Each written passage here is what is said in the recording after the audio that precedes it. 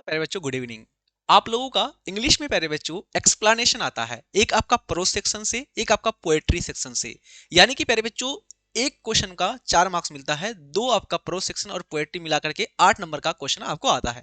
इस क्लास को कर लेते हैं, 8 नंबर आपका पक्का हो जाएगा। इससे पहले हमने लगभग टॉपिक आपको करा दिया है।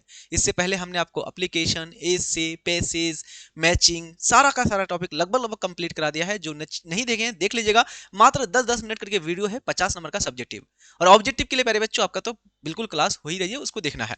प्यारे बच्चों तो ध्यान दीजिए, यहां पर आपको एक्सप्लेनेशन आएगा। एक्सप्लेनेशन कितना आएगा प्यारे बच्चों? तो ध्यान दीजिएगा, आपको एक्सप्लेनेशन प्रोज सेक्शन से आएगा। आपको प्रोज सेक्शन से आपको 4 गो एक्सप्लेनेशन आएगा। चार चार में से कितना करना है? 1 गो करना है। कितना नंबर मिलेगा? एक क्वेश्चन कीजिएगा 1 नंबर, एक क्वेश्चन कीजिएगा तो 4 नंबर मिलेगा। ठीक है, एक ही करना है 4 में से। पोएट्री सेक्शन में भी आपको प्यारे बच्चों 4 गो आपको एक्सप्लेनेशन आएगा। 4 गो, ठीक है, यानी इसको लॉन्ग क्वेश्चन बोल सकते हैं आप। तो 4 में से पहले बच्चों एगो करना है, और एक में कितना नंबर? 4 नंबर। तो कितना हो जाएगा? 4 4 दोनों मिला देते हो, 8 नंबर पक्का हो जाएगा इस क्लास से।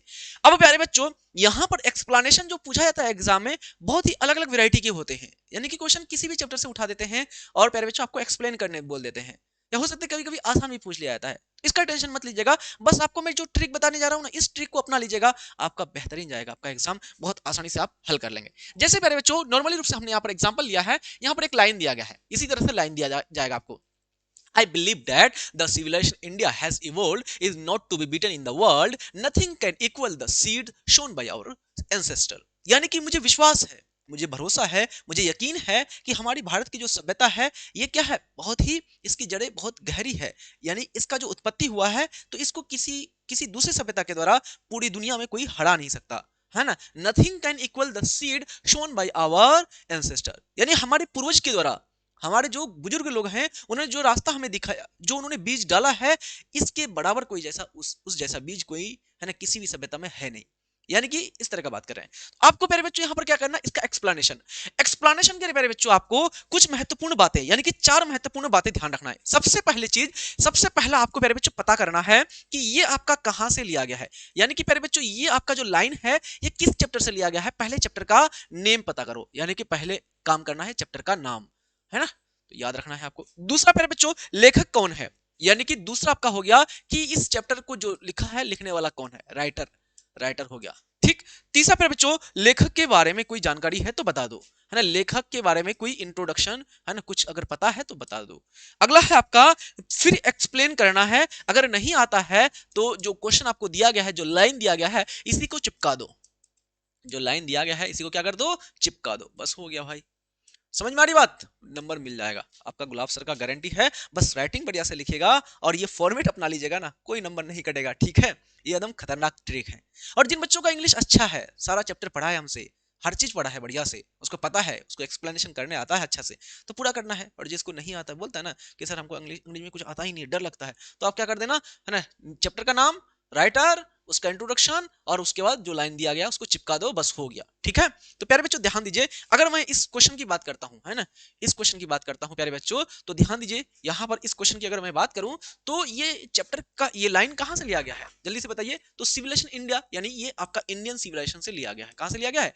इंडियन सिविलाइजेशन से आपका लिया गया है। इस चैप्टर के राइटर कौन है? तो महात्मा गांधी, है ना, महात्मा गांधी जी इसके राइटर है। महात्मा गांधी की क्या पता है? बहुत सारा चीज पता है आपको। महात्मा गांधी का जन्म इतना 2 अक्टूबर 1869 को हुआ था। गांधी जी को बापू के नाम से जानते हैं, राष्ट्रपिता के नाम से जानते हैं। गांधी जी की मृत्यु इतना हुआ था, बहुत सारा चीज जानते हैं, तो थोड़ा बहुत 1-2 लाइन लिख दिए। उसके बाद प्यारे बच्चों इंट्रोडक्शन हो गया, राइटर हो गया, चैप्टर का नाम हो गया। उसके बाद प्यारे बच्चों आपको एक्सप्लेन करना है कि भाई हमारी जो भारत की सभ्यता है, आवर सिविलाइजेशन, यानी हमारी जो भारत की सभ्यता है, ये बहुत मजबूत है, इसकी नींव बहुत गहरी है, इसका जड़ बहुत, है ना, बहुत गहरा है। इसको किसी दूसरी सभ्यता के द्वारा हराया नहीं जा सकता, इसको डिगाया नहीं जा सकता। समझ में आ रही बात? लेकिन अगर आपको नहीं आ रहा है सही से, तो आप क्या करेंगे प्यारे बच्चों, ये जो लाइन दिया गया है ना आपको, इसको चिपका देना उठा करके। समझ में आ रही बात? देखो कैसे करना है, यहां पर ध्यान दो, कैसे एक्सप्लेन करना है। ध्यान दीजिए प्यारे बच्चों, मैं एक्सप्लेन के लिए कुछ बता रहा हूं, ये वाला लाइन आपको फॉलो करना है। ये ट्रिक है आपका एक्सप्लेनेशन का। कैसे एक्सप्लेनेशन करना है, एकदम याद कर लो कि ऐसे हमको लिखना है। जैसे ही देखिएगा ना चेक करने वाला, मैं रियली बोल रहा हूं, 1 नंबर नहीं कटेगा आपका, 1 नंबर। समझ वाली बात? तो कैसे लिख के आना है? The given line has been taken from the prose, है ना।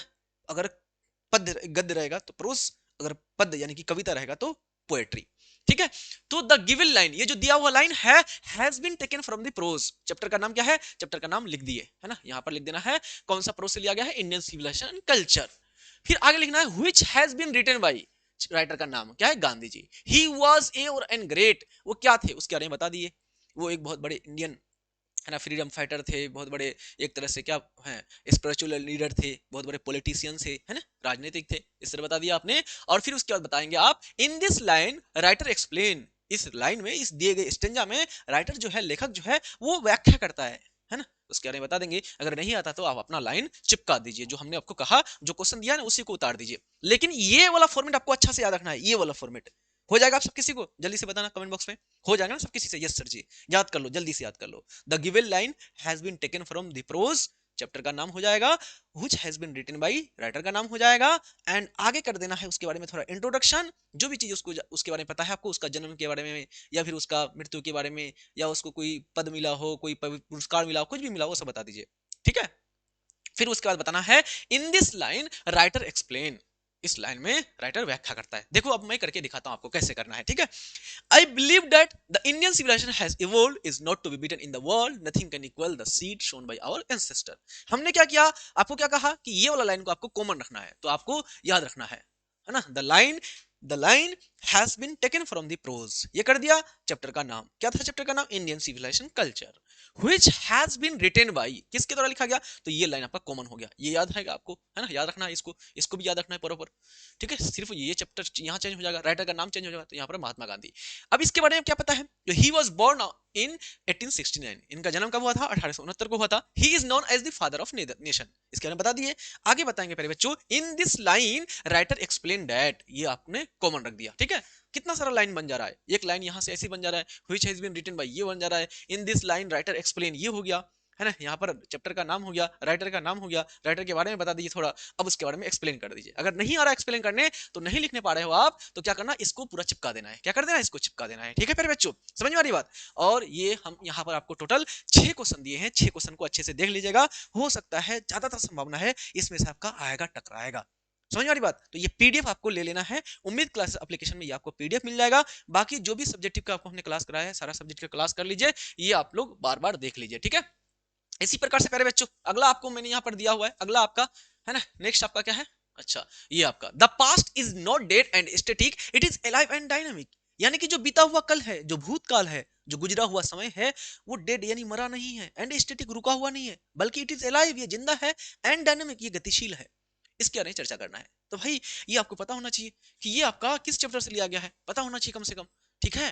तो ये प्यारे बच्चों आपका भारत इज माई होम से लिया गया, किससे लिया गया, भारत इज माई होम से लिया गया है। भारत इज माई होम किसको, किसके द्वारा लिखा गया है, डॉक्टर जाकिर हुसैन के द्वारा लिखा गया है। डॉक्टर जाकिर हुसैन के द्वारा अगर कुछ उसके बारे में पता है तो लिख दीजिए, नहीं तो प्यारे बच्चों इसके बारे में एक्सप्लेन कर दीजिए, ठीक है। तो यहां पर ये लाइन हमने फिक्स कर दिया, the given line has been taken from the prose Bharat is my home, ठीक है, which has been written by, ये फिक्स कर दिया हमने, doctor Zakir Hussain. He was born in Hyderabad, देख रहे हैं, उसके बारे में बता रहे हैं हम, ठीक है। तो he was born in Hyderabad, was one of our greatest freedom fighter as well as eminent educationist, बहुत बड़े शिक्षाविद थे, बहुत बड़े भारत के है ना क्या थे, फ्रीडम फाइटर थे, ठीक है, स्वतंत्रता सेनानी थे। इन this line writer explain that, है ये फिक्स कर दिया आपने, और आगे उसके बारे में बता दीजिए, अगर सही से आ रहा है तो ठीक, नहीं आ रहा है तो चिपका दीजिए, ठीक है। अंतिम समय में मैं यहाँ पर आपको कुछ ज्यादा नहीं दूंगा याद करने के लिए, अब रट्टा मारोगे फिर दिक्कत हो जाएगा, इसलिए मैं बता रहा हूँ आपको ट्रिक, ठीक है प्यारे बच्चों। तो टोटल यहाँ पर मैं कितना दिया हूँ, 3 गो आपको प्रोस सेक्शन से दिया हूँ प्यारे बच्चों, 3 गो आपको जो है प्रोस सेक्शन से दिया हूँ। जैसे our mind is a restless bird, the more it get the more it want still remain unsatisfied. हमारा जो दिमाग है, हमारा जो मस्तिष्क है, ये एक बेचैन पक्षी है, इसको जितना मिलता है उतना चाहता है, और चाहता चला जाता है, और ये कभी सेटिस्फाइड यानी संतुष्ट नहीं होता है। ये किसके बारे में, ये किसका कथन है, गांधी जी का कथन है। तो गांधी जी के बारे में, this line has been taken from and the prose Indian civilisation culture which has been written by Gandhi ji. Gandhi ji was born in 1869 in Porbandar Gujarat, है ना। और बाकी कहते बता देना है, he was also known as Bapu और फादर ऑफ नेशन। और आगे बताना है in this line writer explain, इस लाइन में राइटर एक्सप्लेन करता है, क्या बताता है, तो our mind is a restless bird, है ना, the more it get the more it want and remain unsatisfied, चिपका दिए, बस हो गया answer.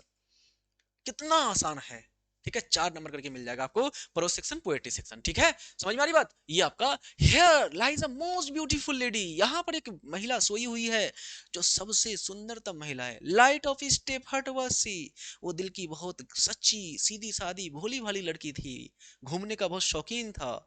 I think she was the most beautiful lady, मेरे हिसाब से, मेरे विचार से वो दुनिया की सबसे सुंदरतम महिला थी।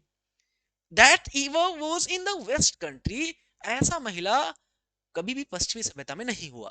कौन कह रहा है भाई, लड़की के बारे में, महिला के बारे में कौन चर्चा कर रहा है? वाल्टर डेलामेयर। चैप्टर का नाम क्या हो जाएगा? चैप्टर का नाम जल्दी से बताइए। एन एपिताप, जो महिला चली गई, मर गई है, उसके बारे में बात कर रहे हैं।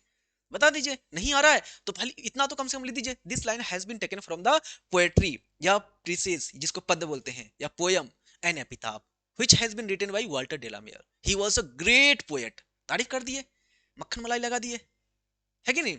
और उसके बाद फिर आप लिख दिए इसके बारे में। इन this line writer explain that, इस लाइन में राइटर एक्सप्लेन करता है, वो दिखाता है फ्रस्ट्रेशन ऑफ लाइफ, जीवन के दुख को दिखाता है कि भाई लोग आते हैं दुनिया में फिर छोड़ के चले जाते हैं, सारा चीज खत्म हो जाता है, उसका सारा चीज खत्म हो जाता है, केवल और केवल वो दुनिया में क्या करके गया, कौन सा काम करके गया, वो काम उसको याद रखा जाता है। इतना नहीं आता है तो आप सीधा लाइन को पूरा का पूरा उठा करके नीचे चिपका दीजिए, हो गया आपका आंसर। समझ में आ रही बात? ये कर लीजिएगा। तो यहाँ पर आपको हमने टोटल 6 को दिया है, कितना? 6। And the nightingale is dumb and the angel will not come, ये दिया है क्या? And when I crumble who will remember this lady of the west country, अब जब मैं मर जाऊंगा इस पश्चिमी सभ्यता की महिला को कौन याद करेगा, है ना? वही वाल्टर डिलामर कह रहा है।